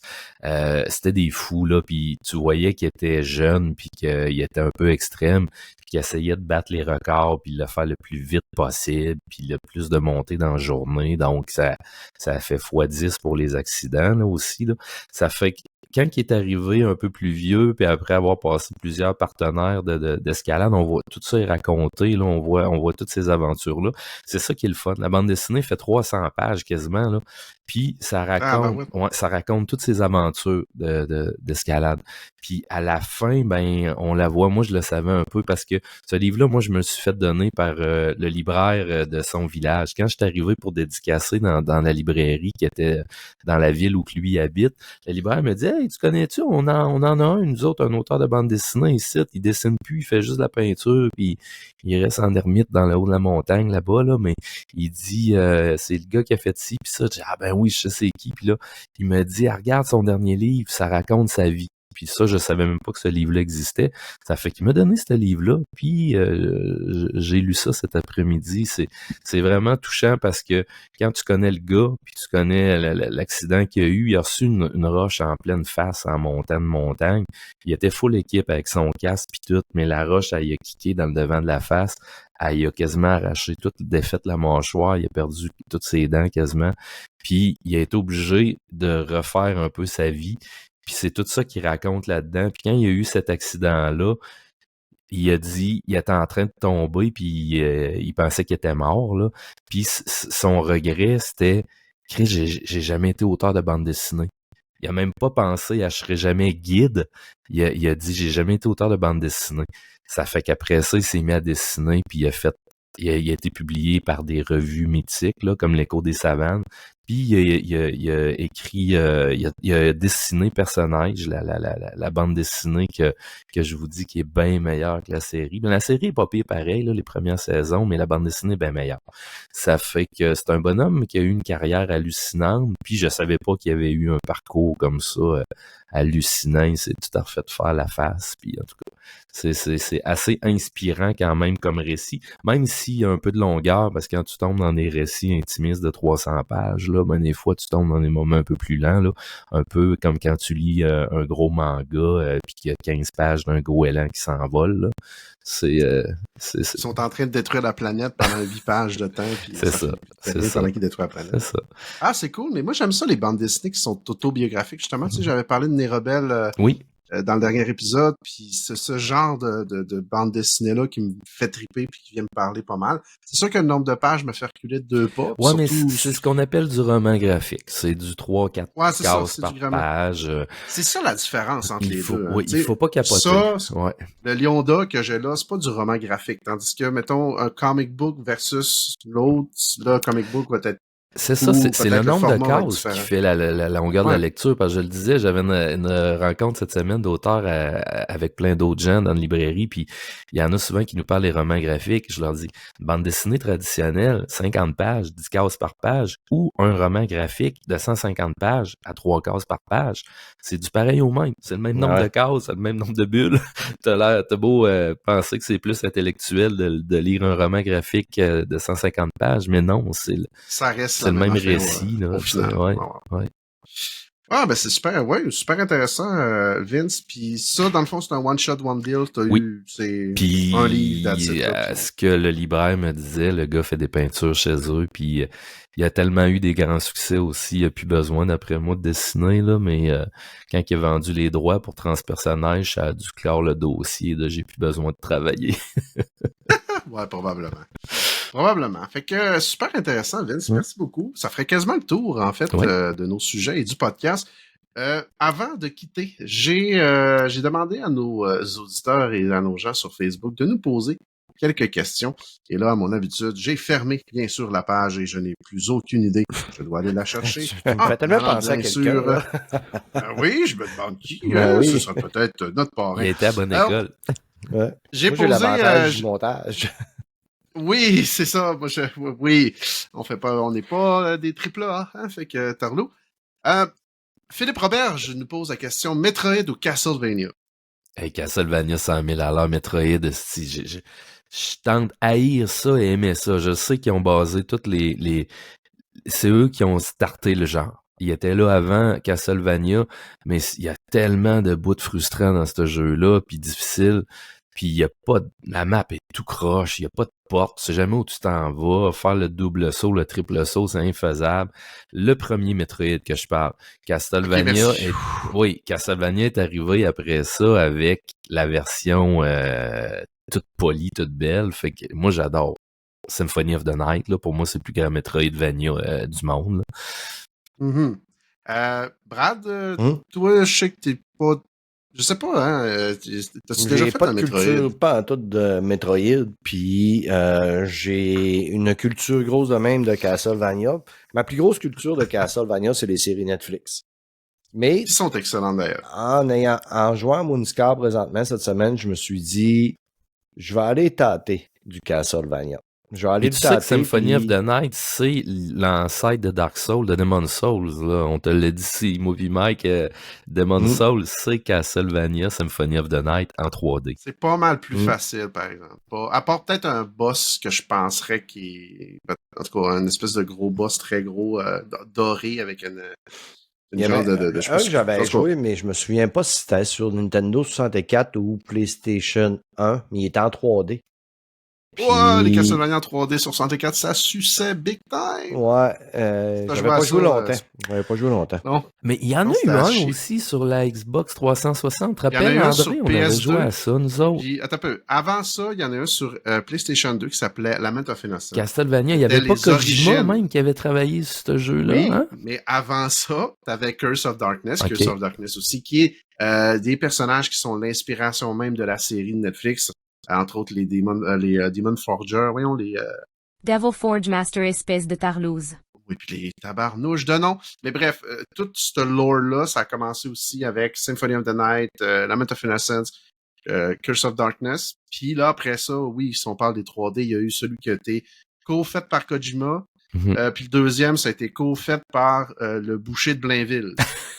J'avais aucune idée de ce qu'il colissait parce que c'était à chier. Ouais, non, achetais pas ça, ça valait pas la peine. Mais après ça, là, ils ont compris. Ils ont fait de quoi sur le DS qui s'appelait, justement... Castlevania, Lords of Shadow, Mirror of Fate. Tu ne mérites vraiment pas ton titre d'animateur. Castlevania quelque chose au DS qui a été fait par Mercury Steam. Mercury Steam, qui est une compagnie espagnole, Nintendo a fait comme Colin, vous avez du talent, vous autres? Ils nous ont donné Metroid 2 Non, effectivement, non, Montebello. Ils nous ont donné Metroid 2 Remake au 3DS qui était excellent, puis ça l'a fini en Metroid Dread sa Switch. Fait que, voilà. Moi, je connais pas ça pantoute en passant. L'historien des Castlevania. C'est fou. Fait que, moi, c'est les deux. Je peux pas répondre, c'est les deux. Moi, c'est pas pantoute. Et Castlevania. Ah bon, ben. André, je l'ai forcé à essayer Symphony of the Night. Il a joué quoi, 1h30, André? Peut-être trop. Fait que c'était le meilleur jeu que tu as joué de ta vie, merci beaucoup. C'est tout pour André. C'était sa dernière présentation ce soir. Le Joker va être représenté par un singe qui joue des cymbales et qui a 2 piles AA dans le trou de cul. Parce que ce n'est pas des AAA. Donc, le gars qui m'a interviewé dernièrement m'a dit pas de questions, mais juste commentaire. Je vous souhaite du gros fun. Merci beaucoup. Allez voir ça sur Factor Geek. Il y a d'autres interviews parce que maintenant, c'est bien beau m'entendre, là, mais on va se tanner. Il y a plein d'autres belles personnes qui ont interviewé. Ça y a été très, très, très gentil. Puis c'est un beau projet. Danny Levin qui dit, avez-vous des BD de jeux vidéo? BD? Voro? On en a. Des BD, toi? Moi, j'ai plus des BD qui ont inspiré des jeux vidéo, puis que des BD de jeux vidéo. On va être à M2 Gaming dans pas long, Dan, dans 3-4 jours, puis c'est de ça qu'on va parler. Fait que j'en parlerai même pas. Wow. Vous écouterez M2 Gaming, on va en parler de long en large. Seulement. Parrain? J'ai... As-tu des BD? Last of Us, mettons, là. Ouais, des BD de Last of Us, je pense que je vais acheter. Walking Dead aussi. Ça a été en BD puis en jeu vidéo. Quand même. Oui. Fait que, c'est ça. Mais des Marvel, BD jeux vidéo. Oui, quand même. Ouais. Veux pas... Ubisoft ont été forts en maudit aussi de toutes leurs licences les mettre en bande dessinée. J'ai des amis qui ont travaillé sur Assassin's Creed. Moi, j'avais été approché pour ça m'intéressait zéro pin barre, là. Mais en tout cas, c'est passé souvent tellement plus hot que les autres. C'est passé souvent des projets poches. c'est comme... oui, c'est juste la plus grosse franchise de jeux vidéo. Une des plus grosses franchises. Non, mais c'est comme quand ils font, à partir des grandes sorties de films, un jeu vidéo à la course. C'est ça qu'ils font avec les bandes dessinées de jeux vidéo. Il y a un jeu vidéo qui sort, puis là, à la course, ils se décident à faire des trucs, des boîtes à lunch, puis une bande dessinée tout croche. Fait que c'est pas trippant, là, comme projet, là. Ouais. Non, c'est sûr. Mais en même temps, non, je peux comprendre. Ton nom, il reste longtemps là-dessus aussi, là. Ouais, c'est ça. C'est associé au projet après. Non, c'est ça. Parce que Yves Guillemot, qui est le big boss de chez Ubisoft, c'est un Français, puis c'est un amoureux de bande dessinée. Puis lui, il a toujours voulu que ses licences soient bande dessinée. En tout cas, t'es pas aussi pointu sur tes projets de podcast, je dirais ça. Parce qu'on va se le dire, Voro, là, comment on disait ça déjà? Ça marche pas, ça? Je sais pas si je vous l'ai déjà dit, mais je suis extrêmement bon. Pour faire aller sa grande crise de gueule, mais le Voro, hein? Skinking! Hein? J'aime moi, ça. J'aime ça. Double casse. Double casse.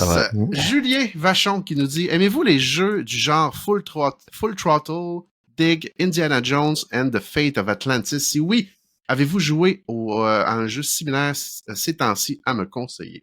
Moi, je vais répondre tout de suite. Non, allez-y. Moi, je connais pas moi, ça.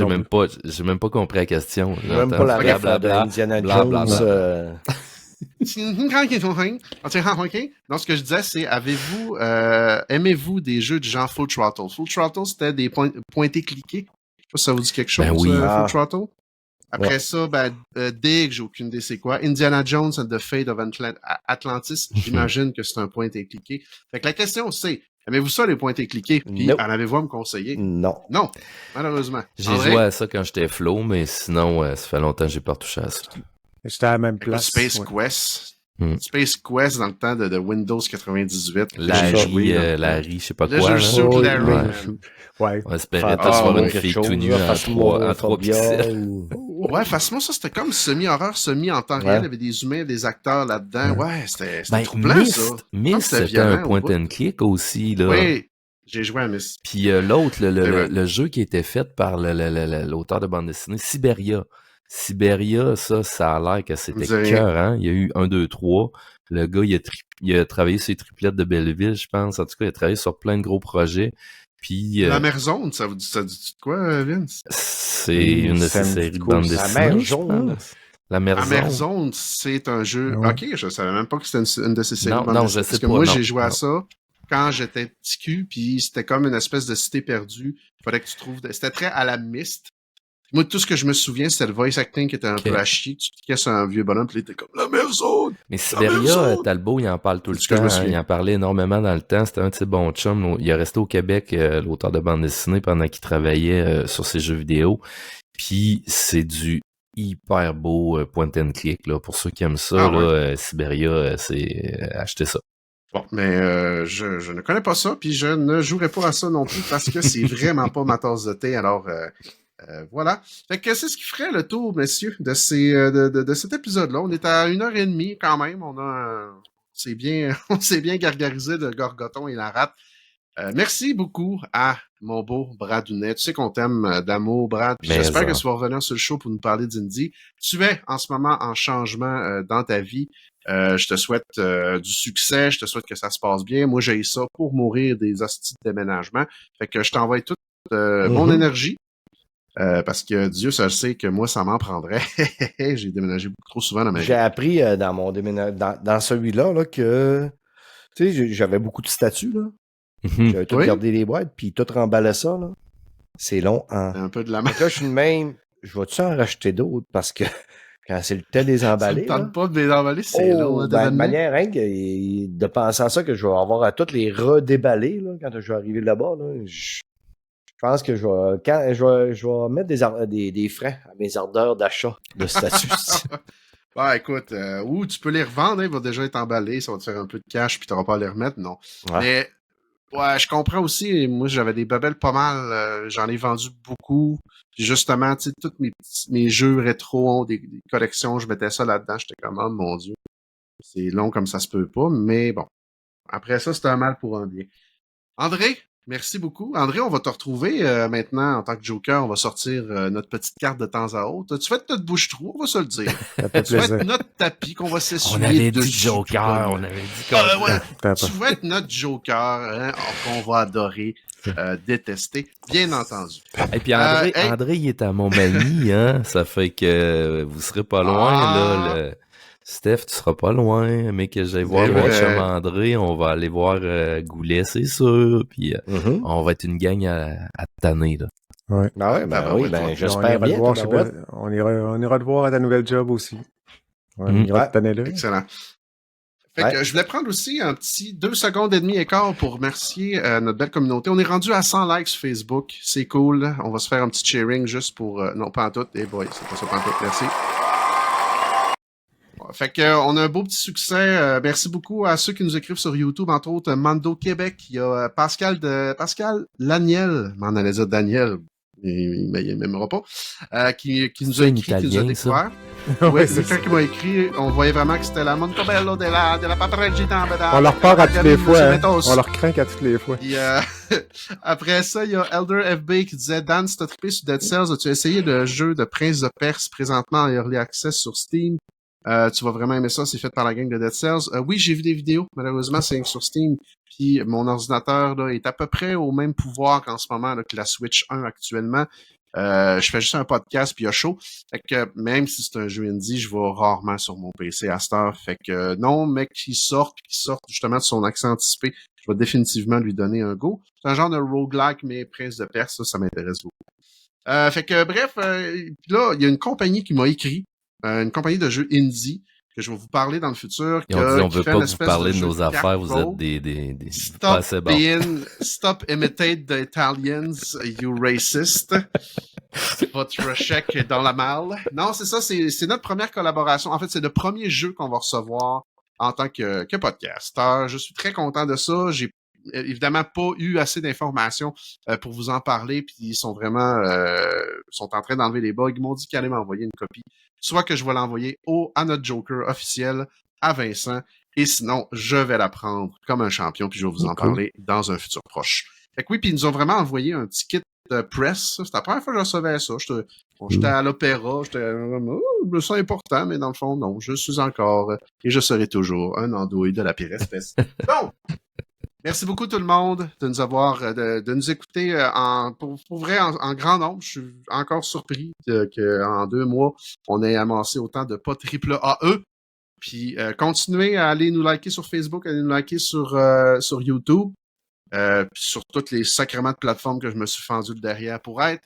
Merci André, merci Parrain, merci mon beau Voro d'amour. Ciao bye, à la poche pleine. Et oui.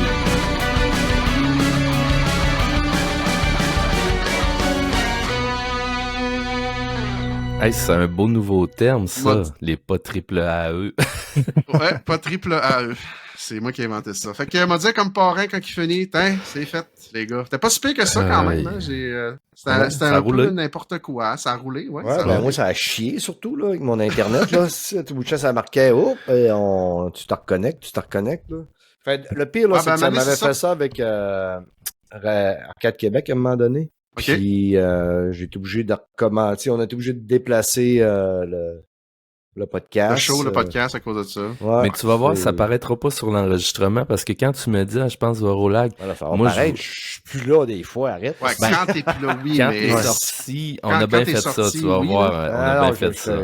J'avais compris, t'as juste écœuré. Quand ça laguait, quand tu me disais, Vorolag, moi, tout était beau de mon bord, puis quand ça lague un peu, la plateforme, elle enregistre le feed à 20 lags, là. Fait que ça lag chez nous, mais le fil d'enregistrement, il est tout le temps parfait. Là. Dans le fond, moi, mec, que je fais sa post-prod, j'ai vos tracks de tout le monde. Fait que ça, admettons, tu sais, comme André, tu piquais solide, là, je te l'ai pas dit dans le show, là, mais ton son était là. Là, c'est comme, c'était un peu trop fort. Okay. Mais ce qui est magique avec ce logiciel-là, c'est que ça va tout s'égaliser, puis tout est bien beau. Mais non, c'est par mois, ça, Riverside. 20 piastres. 20 piastres par mois? Ouais. On va canceller les zones puis m'aller là-dessus. Ben oui, puis je vais te permettre de te donner un beau petit lien qui va te permettre de sauver 20% de rabais de ta barouette. C'est parce que t'as jamais des à faire. Quand t'arrives à Québec puis t'essaies d'embarquer le lendemain de veille sur Player, là, puis que l'ordi se met à faire des backups. là c'est en ligne directe, là, tu vas pouvoir même m'écœurer sur ton propre show si tu veux. Mais puis toi, en même temps, t'es pas obligé. Moi, je mets mes tracks. Écoute, tu ne mettras pas 3 minutes de ta toune pendant, le monde va s'emmerder, mais tu t'en fous, tu vas tout mettre ça au montage. Puis si tu veux mettre justement des quotes de moi qui dit « Je suis une andouille », tu vas pouvoir en mettre autant que tu veux. Pas ça. Moi, je suis pas du genre à imiter les autres. Non. non. Oui, non, pour vrai, les jokes des autres, je les laisse aux autres, puis moi, je trouve mes jokes à moi. Si je pointe pas personne. Non, c'est ça. C'est vrai, ça, par exemple, que Steph, c'est un fondateur. C'est juste parce qu'il est vieux. C'est lui, c'est notre crafter. C'est drôle, aujourd'hui, j'écoutais le podcast de M. Smith, puis à un moment donné, j'entends le Williams Crime. Je fais tabarnak! Tiens. Avez-vous vu le micro à André? Non, j'ai pas vu. T'avais pas vu? Fall of Us? Ouais. On mettait pas il y avait un off, ok. J'avais pas vu le off. Oui, c'est ça. C'est en l'honneur du parrain. Okay, parce que ça a été Last of Us. Non. Si t'enlèves le off, ça fait phallus. C'est en l'honneur de Brad. Moi, je l'avais vu. Oui, absolument. Non, mais c'est pas toi qui disais que ça en prenait un gros. Ouais. Je me souviens, j'ai entendu ça un jour, que ça en prenait un gros. Oui, je pense que oui, là. Il fait bien sa joke de Joker, ce style-là, il n'y a pas à dire. Mais, hey, Brad, pour revenir à Riverside, essaye la version gratuite. T'as une version gratuite. Si t'aimes ça, puis tu veux passer à l'autre, pour de vrai, je vais te donner 20% de rabais. Mais la version gratuite, c'est quoi les restrictions? Ben, les restrictions, c'est que, mettons, t'as pas accès à toutes les tracks séparés. Tu peux pas parler de AAA. Tu peux mais tu sais, t'as une coupe d'affaires, mais pour vrai, tu serais capable, tu sais, notre épisode 3 avec André, on l'a fait au complet. As-tu une durée de temps limitée? Gratuit. C'est 2 heures par mois de... Ouais, je suis en train de regarder ça. Là. Ouais, okay. C'est 2 heures. Finalement, je connais pas mon produit. Là. Je pensais, mais à 20 piastres coûte, mettons, Zoom me coûte 34 piastres quasiment par mois. Ouais, ça me coûte vraiment moins cher. Puis, comme je te dis, moi, je te donne un rabais en plus. Fait que c'est la version gratuite. Ton rabais, il est annuel ou? Tu peux prendre l'annuel, mais c'est ton premier achat. C'est le premier achat que tu fais, je te donne 20. Fait que si tu tripes, tu penses le prendre, mettons, pour un an, moi, je te donne 20% sur un an, qui est une centaine de piastres à peu près. Ah non, mais je vais prendre ça pour un an, puis that's it, là. Moi, de manière... je le fais. Zoom, là, je peux les faire aussi séparer tout le monde, là. Mais je le fais pas parce que c'est ça que je faisais au début. Puis ça me donnait trop de troubles, là, parce que je coupais tout le monde qui parlait pas. Puis ci, puis ça, cette heure, là, c'est une personne. C'est pour ça que des fois, il y a des bruits de fond qui embarquent, puis tout ça, là. Puis, tu sais, comme, mettons, quand Émilie était là, puis ses enfants parlaient, si j'aurais eu les tracks séparés, j'aurais coupé. Mais là, c'est trop d'ouvrage, parce qu'après ça, il faut que tu décales tout le monde aux bonnes places. Ouais. Ah non, parce que ce qui est le fun avec ce logiciel-là, c'est que tu as un noise cancelling, tu as un noise background cancelling, fait qu'il le fait automatiquement. Puis tu as moi, au début, je prenais un logiciel qui me faisait ça, mais là, à cette heure, il mégalise mon son au grand complet dans l'exportation. Si à un moment donné, tu veux te faire des Reels, il te les fait automatiques. C'est dans ton studio, puis dans tes éditions, tu cliques de quoi, puis il va prendre un top exemple. Fait que, admettons que ça te tenterait, tu n'as même plus besoin de le faire, tu le télécharges, puis tu le crées sur ta page Facebook. Ça, c'est toi qui vois. Après ça, tu peux mettre tu sais, t'as vraiment beaucoup d'options. La qualité de l'audio est vraiment, mais vraiment bonne. Cool. Fait que, non, on va tester ça. Là-dessus, moi, les boys, je vous laisse parce que j'ai eu une grosse journée aujourd'hui puis hier. Je travaille demain matin. Puis, je suis brûlé. Hey, merci, Steph, d'être venu nous voir. Non, mais merci à vous de l'invitation. C'était un pur plaisir de ne pas animer. ouais. C'est le fun, mais en même temps, je voulais t'avoir sur le show, puis j'espère que je vais t'avoir encore, parce que... on fera ça à chaque BD que je vais lire, je vais venir en parler. That's it. Cool. Bon, ben, merci beaucoup. Salut les amis. À demain. Bye. Bonsoir. Bye.